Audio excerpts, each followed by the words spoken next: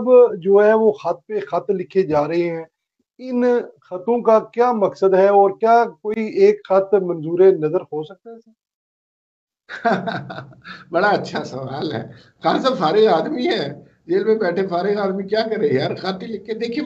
पहले मैं समझा यार, ये वाकई खत है, सच्ची वाले खत है। जी लेकिन ये खासियत कोई नहीं है, ये अवामी मैंडेट है। करना क्या है उन्होंने, उनको पता है पहले दो खत लिखे, उसका कोई जवाब नहीं आया।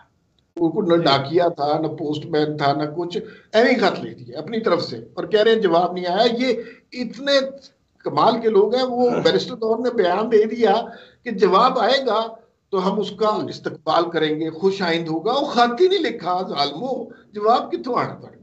तो ये सारा ड्रामा इन्होंने क्रिएट किया। ये इसके जरिए करते पता है क्या, ये मीडिया के अंदर रहते हैं। ये उसी तरह की खबर है कि जैसे एक जमाने में कहा गया था कि जनाब इमरान खान एक बैन अवी यूनिवर्सिटी के चांसलर बन रहे हैं।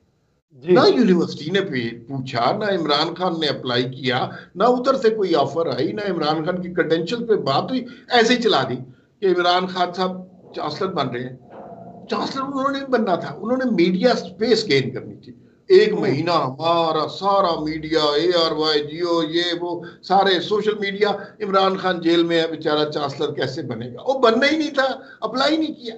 ये भी आर्मी चीफ को जो खत लिख रहे हैं, इनके मकासद भी यही है, मीडिया स्पेस गेन करनी है। और मुझे यूं लगता है बाज़ात ये मैसेजिंग भी कर रहे हैं कि हम तो अब उनके लिए अब तैयार हैं, हम NRO के लिए तैयार हैं, हम डील के लिए तैयार हैं। तुम एक बार साढ़े नाल गल ते करो ना, वो गल ही नहीं कर जी रहे। तो उधर से जहां तक मेरी नॉलेज है, मेरी इंफॉर्मेशन है, उधर से टका सा जवाब है वहां पे। अच्छा 9 मई को के मुजरिमों को माफ करने का कोई तस्वर नहीं, बात हम्म खत्म। ये इतने खुश होते हैं।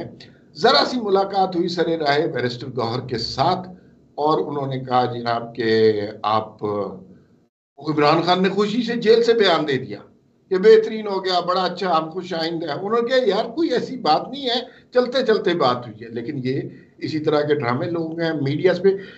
इमरान खान को करना क्या चाहिए, अगर इमरान खान एक जी सियासी लीडर, सियासी सूझबूझ रखते हो, इस वक्त बाकी सियासी जमातों के साथ मिले, वोट की इज्जत के लिए स्ट्रगल करें। लेकिन नहीं, वो बाकी सियासी जमातों को गाली देते हैं। उनकी ख्वाहिश ये है कि जिस तरह जनरल बाजवा ने उन्हें गोद लिया था, उसी तरह वो उनको ये मौजूदा एस्टेब्लिशमेंट भी गोद में ले ले, जिसके कोई इम्कान नहीं।